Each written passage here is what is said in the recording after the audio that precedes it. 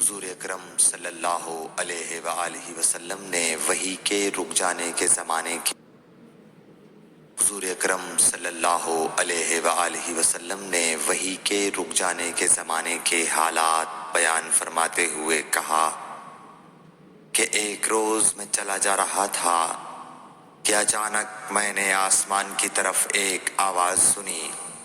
اور میں نے اپنا سر آسمان کی طرف اٹھایا، کیا دیکھتا ہوں کہ وہی فرشتہ جو میرے پاس غار حرا میں آیا تھا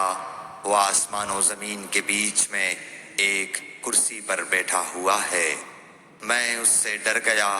اور گھر آنے پر میں نے پھر کمبل اوڑھنے کی خواہش ظاہر کی۔